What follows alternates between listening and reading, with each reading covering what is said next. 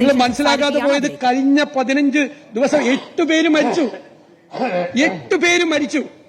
കഴിഞ്ഞ ഈ 2025 69 പേഷ്യൻസ് ആണ്. 19 മരണമാണ് ഉണ്ടായത്. ഇതിന്റെ കണക്കുകളാണ്. 2023 8 കേസാണ്. 24 80 പേഷ്യൻസ് ആണ്. അപ്പൊ ഇതെങ്ങനെയാണ് വരുന്നത്? ഇതിന്റെ കാരണം എന്താണ്? ഇതിന്റെ ലക്ഷണങ്ങൾ എന്താണ്? ഇത് വരാൻ എന്തുകൊണ്ടാണ് ഇത് വരുന്നത്?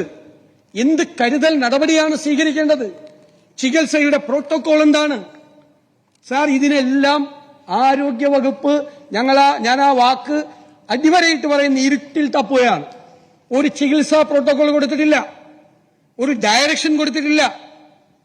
പകർച്ചവ്യാധി ആണെന്ന് ഞാൻ പറയുന്നില്ല, പക്ഷെ ഒരു രോഗമാണ്. ആ രോഗം വരുമ്പോൾ ശ്രദ്ധിക്കേണ്ട കാര്യങ്ങൾ, അവയർനെസ് വളരെ പ്രധാനപ്പെട്ടതല്ലേ? ആ അവയർനെസ്സിന് വേണ്ടി എന്തെല്ലാം കാര്യങ്ങളാണ് നിങ്ങൾ ശ്രദ്ധിക്കേണ്ടത് എന്നൊരു ഡയറക്ഷൻ താഴേക്ക് പോയിട്ടുണ്ടോ? ഇത് ഇപ്പോ 4 മാസം പ്രായമുള്ള കുട്ടിക്ക് വരെ ഇത് ബാധിച്ചു. അപ്പൊ ഇത് കുളത്തിൽ മുങ്ങിക്കുളിച്ചിട്ടാണ്, ചെളിയുള്ള വെള്ളത്തിൽ മുങ്ങിക്കുളിച്ചിട്ടാണ്, സ്വിമ്മിംഗ് പൂളിൽ മുങ്ങിക്കുളിച്ചിട്ടാണ് എന്നൊക്കെയുള്ള പ്രചരണം വരെയാണ് പുറത്ത്. 4 മാസം പ്രായമുള്ള കുട്ടി ഏത് സ്വിമ്മിംഗ് പൂളിലാണ് മുങ്ങിക്കുളിച്ചത്? അപ്പൊ അല്ലാതെയും വരുന്നുണ്ട്. കിണറ്റിലെ വെള്ളം ഉപയോഗിച്ചവർക്ക് വരുന്നുണ്ട്, പല രീതിയിൽ വരുന്നുണ്ട്. മരണമാണ്. നിങ്ങൾ ഗൗരവത്തോടുകൂടി കാണണ്ടേ? ഇതാരാണ്? State government suppose if they are not competent to find out the details, നിങ്ങൾ എക്സ്പേർട്ട് ഏജൻസികളുടെ സഹായം മേടിക്കണ്ടേ? നിങ്ങൾ സെൻട്രൽ ഗവൺമെന്റിന്റെ ഹെൽത്ത് മിനിസ്ട്രിയുടെ സഹായം തേടണ്ടേ? നമുക്ക് അത് കണ്ടുപിടിക്കാൻ പറ്റുന്നില്ല. എന്താണ് ലക്ഷണമെന്നോ എന്താണ് പ്രിവെന്റീവ് ആക്ഷൻ എന്നോ എങ്ങനെയാണ് ശ്രദ്ധിക്കുന്നതെന്ന് നിങ്ങൾക്ക് കണ്ടുപിടിക്കാൻ പറ്റുന്നില്ലെങ്കിൽ എപ്പോഴും കണ്ടുപിടിക്കാൻ പറ്റണമെന്നില്ല. അപ്പൊ എക്സ്പേർട്ട് ഏജൻസികളെ സമീപിക്കണം, ഗവൺമെന്റ് ഓഫ് ഇന്ത്യയുടെ സഹായം ആവശ്യപ്പെടണം. നമ്മൾ അങ്ങനെയല്ലേ ചെയ്യേണ്ടത്? അതല്ലേ ഇവിടെ ചർച്ച ചെയ്യപ്പെടേണ്ടത്. അതിന് പകരം 10 കൊല്ലം മുമ്പുള്ള കഥ പറയാം. ഇന്നലെ മന്ത്രി തുടങ്ങി വെച്ചതാണ് ചോദ്യോത്തര വേളയിൽ. 10 കൊല്ലം മുമ്പുള്ള കഥ. ഞാനിപ്പോ ഏതായാലും നമുക്ക് ഒരു കാര്യം മനസ്സിലാക്കേണ്ടത്, ഔട്ട് ഓഫ് പോക്കറ്റ് എക്സ്പെൻസിനെ കുറിച്ച് പറഞ്ഞു. ഔട്ട് ഓഫ് പോക്കറ്റ് എക്സ്പെൻസ് ഇല്ലേ? എന്താണ് ഇന്നലെ പറഞ്ഞത്? ഇവിടെ നാഷണൽ ഹെൽത്ത് അക്കൌണ്ട്സിന്റെ 23-24 റിപ്പോർട്ടുണ്ട്. ഇതിന്റെ ഡാറ്റ 2021-22. ഉത്തർപ്രദേശ് കഴിഞ്ഞാൽ ഏറ്റവും കൂടുതൽ ഔട്ട് ഓഫ് പോക്കറ്റ് എക്സ്പെൻസ് ഉള്ള സ്റ്റേറ്റ് കേരള. ഏറ്റവും കൂടുതൽ ഔട്ട് ഓഫ് പോക്കറ്റ് എക്സ്പെൻസ് ഇന്ത്യയിൽ. കേക്ക്, അത് ഡിക്ലൈനിങ് ആണ് ഇന്ത്യ മുഴുവൻ. ഏറ്റവും സ്ലോ ഡിക്ലൈൻ ഉള്ളത് കേരളത്തിലാണ്. ഇപ്പൊ പോലും 21-22 ഡാറ്റ അനുസരിച്ചിട്ട് 59.1% ഔട്ട് ഓഫ് പോക്കറ്റ് എക്സ്പെൻസ്. അതിപ്പോ ഇപ്പോഴത്തെ കണക്ക് അത് 70യുടെ അടുത്തെത്തിയിരുന്ന 70%. മനസ്സിലായേ? അതേ അവസരത്തിൽ തമിഴ്നാട്, തൊട്ട അയൽവക്ക സംസ്ഥാനം, അവിടെ 2016-17 62% വരും. ഇപ്പൊ അവിടെ 34% ഔട്ട് ഓഫ് പോക്കറ്റ് എക്സ്പെൻസ് കുറഞ്ഞു. UP ഒഴിച്ചുള്ള മുഴുവൻ സംസ്ഥാനങ്ങളിലും ഔട്ട് ഓഫ് പോക്കറ്റ് എക്സ്പെൻസ് ഗണ്യമായി കുറഞ്ഞപ്പോൾ, അത് കുറയാത്ത സ്ഥലമാണ്. ഇനി ടേംസ് വെച്ചിട്ടാണെങ്കിൽ നേരത്തെ 2016-17 5419 രൂപയായിരുന്നു എങ്കിൽ അത് per capita out of pocket expense എങ്കിൽ ഇപ്പൊ അത് 7889. ഇതാണ് യഥാർത്ഥ സ്ഥിതി. ഇത് 10 കൊല്ലം മുമ്പുള്ള കണക്ക് പറയാം. 10 കൊല്ലം 20 കൊല്ലം മുമ്പുള്ള കണക്ക് ഏത് കാര്യത്തിലും പറയാം. ആരോഗ്യ കേരളം എല്ലാവരും കൂടി കെട്ടിപ്പടുത്താണ്. അത് മിഷണറിമാര് സഹായിച്ചിട്ടുണ്ട്, സാമൂഹ്യ സംഘടനകൾ സഹായിച്ചിട്ടുണ്ട്, മാറി മാറി വന്ന ഗവൺമെന്റുകൾ എല്ലാ കാലത്തും അതിന് കോൺട്രിബ്യൂട്ട് ചെയ്തിട്ടുണ്ട്. മറ്റുള്ള സംസ്ഥാനങ്ങളെക്കാൾ മെച്ചപ്പെട്ട ആരോഗ്യ സംവിധാനം, ഇൻഫന്റ് മോർട്ടാലിറ്റി കുറച്ചത് ഉൾപ്പെടെയുള്ള നിരവധി നേട്ടങ്ങളുണ്ട്. പക്ഷേ നമ്മൾ ഇതെല്ലാം ഒന്നാമതാണ് എന്ന് പറഞ്ഞിട്ട് കഴിഞ്ഞ കുറെ വർഷങ്ങളായി ഇത് സ്റ്റാഗ്നന്റ് ആണ്. നമ്മളിത് തിരിച്ചറിയണം. ബാക്കിയുള്ള സ്ഥലത്തുണ്ടാകുന്നത് പോലെ ഒരു മാറ്റം പല കാര്യങ്ങളിലും ഉണ്ടാകുന്നില്ല. നമ്മൾ 10, 20, 25 വർഷം പുറകിലേക്ക് പോവാണ്. ലോകത്തുള്ള എല്ലാ രോഗങ്ങളും ഇന്ന് കേരളത്തിലുണ്ട്. നമ്മളത് മനസ്സിലാക്ക്. എല്ലാ രോഗങ്ങളും ഇവിടെ പറഞ്ഞതുകൊണ്ട് ഞാൻ ആവർത്തിക്കുന്നില്ല. എല്ലാ ലെപ്റ്റോയുണ്ട്, ഡെങ്കു ഫീവർ ഉണ്ട്, ഹെപ്പറ്റൈറ്റിസ് എ ഉണ്ട്, കോളറയുണ്ട്, ടൈഫോയിഡ് ഉണ്ട്. മുഴുവൻ രോഗങ്ങളും നമ്മുടെ നാട്ടിലുണ്ട്. എന്താ കാരണം? നമ്മൾ അന്വേഷിക്കണ്ടേ? നമ്മൾ ഹെൽത്ത് ഡാറ്റ കളക്ട് ചെയ്യുന്നുണ്ടേ? അത് പരിഹരിക്കാനുള്ള സംവിധാനം വേണ്ടേ? ലൈഫ് സ്റ്റൈൽ ഡിസീസ് വളരെ കൂടുതലായി വർദ്ധിക്കുന്നുണ്ട്. നമ്മളെല്ലാം ജനപ്രതിനിധികളല്ലേ? നമ്മൾ മരണ വീടുകളിൽ പോകുന്നവരല്ലേ? കേരളത്തിലെ MLA അല്ലേ? ഞാൻ ഇതിനു മുമ്പ് 1 വർഷം മുമ്പ് പറഞ്ഞു, കോവിഡിന് ശേഷം കേരളത്തിലെ മരണനിരക്ക് വർദ്ധിച്ചു. നിങ്ങൾ പോകുമ്പോൾ നിങ്ങൾ അന്വേഷിക്കാറില്ല എന്തുകൊണ്ടാണ് മരിക്കുന്നതെന്ന്? പെട്ടെന്ന് യാതൊരു പ്രീസിഡൻസും ഇല്ലാത്ത ആൾ കാർഡിയാക് അറസ്റ്റ് വന്ന് മരിക്കുന്നവരുടെ എണ്ണം കൂടിയിട്ടുണ്ടോ ഇല്ലയോ? MLA-മാര് പറ, കൂടിയിട്ടില്ലേ? കുഴഞ്ഞു വീണ് മരിക്കുന്നവർ, സ്ട്രോക്ക് വന്ന് വരുന്നവരുടെ നമ്പർ കൂടിയിട്ടില്ലേ? ക്യാൻസറിന്റെ കൂടിയിട്ടില്ലേ? അതുപോലെ ഓക്സിജൻ കുറയുന്നത്, സോഡിയം കുറയുന്നത്, ലങ്സ് ഡിസീസ്, വളരെ അപകടകരമായ തരത്തിൽ കേരളത്തിൽ മരണനിരക്ക് വർദ്ധിക്കുകയും അപ്പൊ ഒരു പോസ്റ്റ് കോവിഡ് അനാലിസിസ് ഞാൻ കഴിഞ്ഞ വർഷം ഇതിവിടെ പറഞ്ഞപ്പോ മന്ത്രി പറഞ്ഞു ഒരു ശാസ്ത്രീയമായ അടിത്തറയില്ല. ശാസ്ത്രീയമായ അടിത്തറ വേണ്ടത് ഗവൺമെന്റിനാണ്. ഗവൺമെന്റിന്റെ കയ്യിൽ ഹെൽത്ത് ഡാറ്റയുണ്ട്. നിങ്ങൾ 14 ജില്ലകളിലെ 14 പഞ്ചായത്തുകൾ നിങ്ങൾ പരിശോധിക്കുക. ഈ കോവിഡിന് മുമ്പുള്ള മരണനിരക്കും കോവിഡിന് ശേഷമുള്ള മരണനിരക്കും അവിടുത്തെ ലോക്കൽ പഞ്ചായത്തിൽ ഡെത്ത് രജിസ്ട്രേഷൻ വെച്ച് നോക്ക്. എന്നിട്ട് നിങ്ങൾ പരിശോധിക്കുക എന്താ മരണകാരണം, ഏത് ഏജ് ഗ്രൂപ്പിലുള്ളവരാണ് മരിക്കുന്നത്. അതിനൊക്കെയല്ലേ ആരോഗ്യവകുപ്പ്. നിങ്ങൾ ഇതൊന്നും ചെയ്യില്ല. ഇതൊക്കെ ചോദിച്ചു കഴിഞ്ഞാൽ ആകാശത്തേക്ക് നോക്കും. ഈ സംവിധാനം ചെയ്യണ്ടേ ആരോഗ്യവകുപ്പ്? അപകടകരമായ രീതിയിലേക്ക് കേരളത്തിലെ ആരോഗ്യ രംഗം പോവുകയാണ്. മനുഷ്യന്റെ ആരോഗ്യം പോവുകയാണ്. നമുക്ക് ഒരു ഇതുമില്ലാത്ത ആളുകൾ പെട്ടെന്ന് മരിക്കുകയാണ്. ഒരുപാട് കാര്യങ്ങൾ ഇതെല്ലാം ബന്ധപ്പെട്ടിട്ടുണ്ട്. പിന്നെ ഈ അമീബിക് ജ്വരം വന്നപ്പോ എപ്പോഴും ഈ 10 കൊല്ലം മുമ്പ് പോകുന്ന എന്തിനാ? പോയി അബദ്ധത്തിൽപ്പെട്ടില്ലേ മന്ത്രി? 2018 ഒരു സാധനം സ്ക്രാപ്പ് ചെയ്ത് 2013 അമീബിക് മസ്തിഷ്ക ജ്വരത്തെക്കുറിച്ച് കേരളത്തിലെ ആരോഗ്യവകുപ്പ് ഒരു സ്റ്റഡി നടത്തിയിട്ട് ഗവൺമെന്റിന് കൊടുത്തിട്ട് ഗവൺമെന്റ് ഒന്നും ചെയ്തില്ല എന്ന് പറഞ്ഞു. ബഹുമാനപ്പെട്ട മന്ത്രിയോട് പറയാനുള്ളത്, കേരളത്തിലെ അമീബിക് മസ്തിഷ്ക ജ്വരം ആദ്യം റിപ്പോർട്ട് ചെയ്തെന്ന first case 2016 first case 2016 first case report ചെയ്ത് 2013 അതല്ല. 2013 അതിന്റെ റിസൾട്ട് ഇതാണ്. Most of the corneal ulcers responded well to treatment which was started early in their course due to early detection of the parasite by direct microscopy of confirmation. കണ്ണിൽ വരുന്ന ഒരു അൾസറിനെ കുറിച്ചുള്ള study റിപ്പോർട്ടാണ്. അതാണ് 2018 ജേർണലിൽ വന്നത്.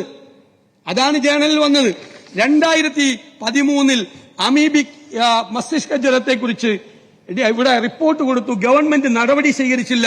ഉമ്മൻചാണ്ടിയുടെ ഗവൺമെന്റ് 12 കൊല്ലം മുമ്പ് നടപടി സ്വീകരിക്കാത്തതുകൊണ്ടാണ് കേരളത്തിൽ ഇപ്പോൾ ഈ മസ്തിഷ്ക ജ്വരം വരുന്നതെന്ന് ഈ ആരോഗ്യമന്ത്രി അല്ലാതെ ആരെങ്കിലും പറയോ? ഇനി വച്ചെന്നിരിക്കട്ടെ. അതിനു മുമ്പ് നിങ്ങളിവിടെ ഇരിക്കുന്നത് 9.5 കൊല്ലമായില്ലേ? ഈ ഇവിടെ 3 കൊല്ലമായിട്ട് മസ്തിഷ്ക ജ്വരം 2021 തൊട്ട് റിപ്പോർട്ട് ചെയ്ത് വരുമല്ലേ? എല്ലാ ഡീറ്റെയിൽസും എന്റെ കയ്യിലുണ്ട്. എന്നു മുതലാണെന്ന് മന്ത്രി തന്നെ പറഞ്ഞുണ്ട്. The minister said that while the first case came to light in 2016 in Tiramala ward, 2 cases each came to light in Malappuram in 2019 and 2020. ഇതാണ്.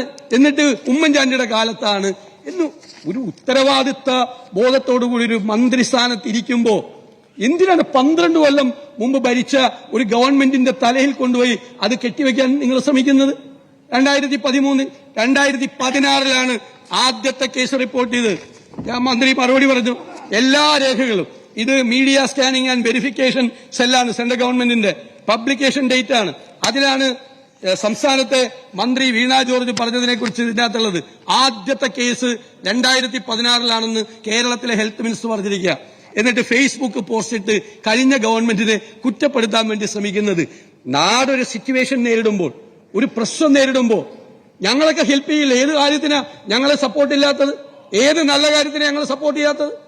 എന്തിനാ ഞങ്ങളെ സപ്പോർട്ട് ചെയ്യാത്തത്? ഇങ്ങനത്തെ ഒരു രോഗത്തെ നേരിടുന്ന കാര്യത്തിൽ ഞങ്ങൾ ആരെങ്കിലും എതിർക്കൂ? ഞങ്ങൾ ഗവൺമെന്റിന് എല്ലാ പിന്തുണയും ഞങ്ങൾ കൊടുക്കില്ലേ? പക്ഷേ നിങ്ങൾ എല്ലാം രാഷ്ട്രീയമാക്കി മാറ്റുകയാണ്. ഒരു മുൻകരുതലും ഇക്കാര്യത്തിൽ എടുത്തിട്ടില്ല. ഉറവിടം കണ്ടെത്തുന്നതിൽ പൂർണ്ണമായ പരാജയമാണ്. നിങ്ങൾ റിയാക്റ്റീവായിട്ടാണ് പ്രതികരിക്കുന്നത്. നിങ്ങൾ പ്രോ ആക്റ്റീവായിട്ട് നിങ്ങൾ ഒന്നും ചെയ്യുന്നില്ല. നിങ്ങൾ പബ്ലിക്കിന് ഒരു ഡയറക്ഷൻ കൊടുത്തിട്ടില്ല. ഇതെല്ലാം നമ്മുടെ മരണനിരക്ക് വർദ്ധിച്ചുകൊണ്ടിരിക്കുകയാണ് എന്നുള്ളത് കാര്യം ഗൗരവമായി നമ്മൾ പരിശോധിക്കണ്ടേ? അതിനു പകരം നിങ്ങൾ എന്തെല്ലാമാണ് പറയുന്നത്? പരസ്പര വിരുദ്ധമായ കാര്യങ്ങൾ പറയാണ്. 10 കൊല്ലം മുമ്പ് നിങ്ങൾ ഓരോ വകുപ്പിലും എടുത്തു നോക്ക്. 10 കൊല്ലം മുമ്പ് ഓരോ വകുപ്പിലെ അലോക്കേഷൻ എന്ന് പറയുന്നത് ഇപ്പോഴത്തെ അലോക്കേഷനായിട്ട് താരതമ്യമുണ്ടോ? അച്യുതാനന്ദ ഗവൺമെന്റുമായിട്ട് നിങ്ങൾ താരതമ്യപ്പെടുത്ത്. ഹെൽത്തിൽ അലോക്കേഷൻ ഉണ്ടായിരുന്നു, അതിനേക്കാൾ കൂടുതലായിരുന്നു ഉമ്മൻചാണ്ടി സർക്കാർ വന്നപ്പോൾ അലോക്കേഷൻ.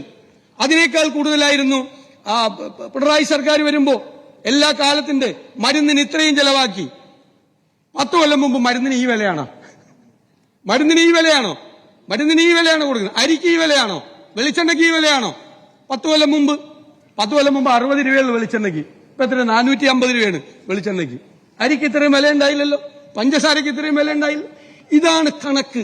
എല്ലാം പഴയ ഗവൺമെന്റുമായി താരതമ്യപ്പെടുത്തിയിട്ട് കണക്ക് പറയുകയാണ്. ഏത് ചില സ്ഥലത്ത് പെർസെന്റേജ് പറയും ബുദ്ധിപൂർവ്വം, ചില സ്ഥലത്ത് ആക്ച്വൽസ് പറയും. ആ ഒരു പ്രതിരോധം എന്ന് പറയുന്നത് ദുർബലമായ പ്രതിരോധമാണ്. കേരളം നേരിടുന്ന ഗൗരവമായ, ഞങ്ങൾ പറഞ്ഞെന്താ, ആരോഗ്യ കേരളം വെന്റിലേറ്ററിലാണ് എന്ന് പറയാൻ കാര്യം. ഇവിടെ അതിന്റെ ഇടയിൽ എന്റെ ഒരു സബ്മിഷൻ ഇവിടെ വായിച്ചു, ബഹുമാനപ്പെട്ട നമ്മുടെ കോന്നി അംഗം വായിച്ചു. അതെന്താണെന്നറിയാമോ? അതുകൂടി പറഞ്ഞുതരാം. ഞങ്ങൾ ഇതുപോലത്തെ സ്തുതിപാഠക സംഘമായിരുന്നില്ല. ഞങ്ങളൊക്കെ ഭരണകക്ഷിയിലിരിക്കുമ്പോൾ അവിടെ ഒരു സിറ്റുവേഷൻ വന്നു. മെഡിക്കൽ സർവീസസ് കോർപ്പറേഷന്റെ ഒരു ടെൻഡർ എല്ലാ സപ്ലയേഴ്സും കൂടി കാർട്ടൽ രൂപീകരിച്ച് അതിൽ പങ്കെടുക്കേണ്ടെന്ന് തീരുമാനിച്ചു. കാരണം മരുന്നിന്റെ വില കൂട്ടാൻ വേണ്ടിയിട്ടുള്ള ഒരു പ്രഷർ ആ ഗവൺമെന്റിന്റെ മീതെ ചെലുത്തിയതാണ് അന്ന് 2014. അപ്പോൾ മരുന്നിന്റെ ഡിലേ വന്നു. അത് റീടെൻഡർ ചെയ്തപ്പോൾ രണ്ടാമത് റീടെൻഡർ ചെയ്ത് അവരുടെ കയ്യിൽ നിന്ന് വീണ്ടും സപ്ലൈസിൽ നിന്ന് സാധനം മേടിക്കാനുള്ള ഒരു ഡിലേ വന്നു. ആ ഡിലേ കൂടുതലാകരുത് എന്ന് ഗവൺമെന്റിന്റെ ശ്രദ്ധയിൽ ഉത്തരവാദിത്തപ്പെട്ട ഒരു അംഗം എന്ന നിലയിൽ ഞാൻ ശ്രദ്ധയപ്പെടുത്തി. ഗവൺമെന്റ് അപ്പോൾ ഓർഡർ കൊടുത്തിട്ടുണ്ടായിരുന്നു എല്ലാ സ്ഥലത്തും. എവിടെയൊക്കെയാണ്? നീതി മെഡിക്കൽ സ്റ്റോറിൽ നിന്ന്, കാരുണ്യ മെഡിക്കൽ സ്റ്റോറിൽ നിന്ന് എല്ലായിടത്തും ലോക്കൽ പർച്ചേസ് നടത്താൻ. ഒരു സ്ഥലത്തും മരുന്നിന്റെ ഒരു ക്ഷാമം ഉണ്ടായില്ല. മന്ത്രി ശിവകുമാർ ഇവിടെ കൊടുത്ത മനോഹരമായ മറുപടിയുണ്ട്, എനിക്ക് തന്ന മറുപടിയുണ്ട്. എടുത്തിരിക്കുന്ന ഓരോ സ്റ്റെപ്പിനെ കുറിച്ചും, കൃത്യമായ സ്റ്റെപ്പിനെ കുറിച്ചും. ഒരു സാധനത്തിന് പോലും എന്തിനൊക്കെയാണ് ക്ഷാമം എന്ന് പറഞ്ഞാൽ ആ ക്ഷാമം ഉള്ള കാര്യങ്ങൾ ലോക്കൽ പർച്ചേസ് നടത്താൻ പറഞ്ഞു. അപ്പോ ഞാൻ പറഞ്ഞത് ലോക്കൽ പർച്ചേസ് നടത്തിയാൽ നമ്മുടെ ആശുപത്രി വികസന ഫണ്ടിലെ പണം മുഴുവൻ ഇല്ലാതാവും. അപ്പൊ അതുകൊണ്ട് ഇത് എത്രയും പെട്ടെന്ന് നടപടി സ്വീകരിച്ച് ടെൻഡർ പ്രൊസീജിയർ മുന്നോട്ട് കൊണ്ടുവന്ന്. ഇപ്പൊ ആ ടെൻഷനില്ല. ആശുപത്രി വികസന ഫണ്ടിൽ 5 പൈസയില്ല. കാരണം കാരുണ്യയുടെ ഒന്നും പൈസ കൊടുത്തിട്ടില്ല, ഒരു പൈസ ഇല്ല. ഒരു വികസന സമിതിയിൽ ഒരു നയാ പൈസ ഇല്ല ഇപ്പൊ. അപ്പൊ അത് ഒരു ഭരണക്രമത്തിലെ ഒരു നടപടിക്രമത്തിൽ ഡിലേ വരുത്താതിരിക്കാൻ വേണ്ടി ഒരു അംഗം. ഞങ്ങൾക്ക് ഇതല്ലായിരുന്നു. ഇപ്പൊ നിങ്ങൾ ചെയ്ത പണിയല്ല ഞങ്ങൾ ചെയ്തത്. ഞങ്ങൾ ഗവൺമെന്റിന്റെ ശ്രദ്ധയിൽപ്പെടുത്തി, നല്ല മറുപടിയും തന്നു. അദ്ദേഹം സമയബന്ധിതമായിട്ടുള്ളൊരു പ്രോജക്ട് പ്രഖ്യാപിച്ചു. ആ സമയബന്ധിതമായി തന്നെ എല്ലാ സ്ഥലത്തും മെഡിക്കൽ സർവീസസ് കോർപ്പറേഷന്റെ ടെൻഡർ വഴി തന്നെ മരുന്നെത്തിച്ചു. അങ്ങ് ഇത് ശ്രദ്ധയിൽപ്പെടുത്തിയതിന് ഞാൻ പ്രത്യേകമായിട്ടുള്ള നന്ദി പറയുകയാണ്. സർ,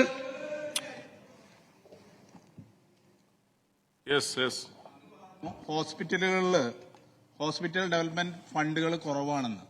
ഈ ഹോസ്പിറ്റൽ ഡെവലപ്മെന്റ് ഫണ്ടുകളിൽ വരുന്ന തുക എന്ന് പറയുന്നത് അവിടെ വരുന്ന രോഗികൾ കൊടുക്കുന്ന തുകയായിരിക്കുമല്ലോ. അങ്ങനെയാണ് ഈ രോഗികളുടെ എണ്ണം കുറയുമ്പോഴാണുള്ള തുക കുറയുന്നത്. ഞാൻ പറഞ്ഞെന്ന് അദ്ദേഹത്തിന് മനസ്സിലായില്ല. ഞാൻ പറയാ ആ തുക ഇപ്പൊ ഇല്ല. കാരണം പൈസ ചെലവാക്കാനില്ല. കാരുണ്യ പദ്ധതി അടക്കം എത്ര കോടി രൂപയാണ് ഗവൺമെന്റ് കൊടുക്കാനുള്ളത്? ആശുപത്രികൾക്ക്, സ്വകാര്യ ആശുപത്രികൾക്ക്, സർക്കാർ ആശുപത്രികൾക്കും കൊടുക്കാനുള്ളത് കോടിക്കണക്കിന് രൂപ. ഏകദേശം 1800-നും 2000 കോടി രൂപ വരും. മെഡിക്കൽ സർവീസസ് കോർപ്പറേഷന് കൃത്യമായി പണം കൊടുക്കാത്തതുകൊണ്ടാണ് അവർ സപ്ലൈ ഡിലേ ചെയ്തത്. പല സ്ഥലത്തും മരുന്നിന്റെ ഡെഫിഷ്യൻസി വന്നു. ഞങ്ങൾ പറയണ്ടേ? ഞങ്ങളുടെ ഗവൺമെന്റ് ഇരിക്കുമ്പോഴും പറഞ്ഞിട്ടുണ്ട്. അങ്ങനെ വന്ന ഞങ്ങളൊക്കെ സാധാരണക്കാരെ റെപ്രസെന്റ് ചെയ്തിട്ടാണ് ഈ ഹൌസിൽ വരുന്നത്. അവിടെ ആശുപത്രിയിൽ മരുന്നില്ലെങ്കിൽ ജനപ്രതിനിധികളെ വിളിച്ച് ഫോണിൽ പറയും ആശുപത്രിയിൽ ഇന്ന മരുന്നില്ല. ഇപ്പൊ ഞങ്ങൾ അന്വേഷിച്ച് DMOയെ വിളിക്കും, DHSനെ വിളിക്കും, മെഡിക്കൽ സർവീസസ് കോർപ്പറേഷനെ വിളിക്കും. എന്താ കാരണമെന്ന് ചോദിക്കും. അങ്ങനെയാണ് ജനപ്രതിനിധികൾ ചെയ്യുന്നത്. ജനങ്ങളോടൊപ്പം ആണ് ജനപ്രതിനിധികൾ ചെയ്യുന്നത്. സാറേ, ആരോഗ്യ കേരളത്തിലെ ആരാണ് പരാതി പറഞ്ഞത്? ഒരു ഡിപ്പാർട്ട്മെന്റിന്റെ ഹെഡാണ് വന്നത്, ഇടതുപക്ഷ സഹയാത്രികൻ. കഴിഞ്ഞ നിലമ്പൂർ തെരഞ്ഞെടുപ്പിൽ അദ്ദേഹം ഇട്ട പോസ്റ്റ് മുഴുവൻ നിങ്ങളുടെ സ്ഥാനാർത്ഥി ജയിക്കാൻ വേണ്ടിയിട്ടാണ് ഇട്ടത്. എന്നിട്ടാണ് അദ്ദേഹം വന്നു. രാഷ്ട്രീയമല്ലല്ലോ, അദ്ദേഹത്തിന് രാഷ്ട്രീയമുണ്ടോ?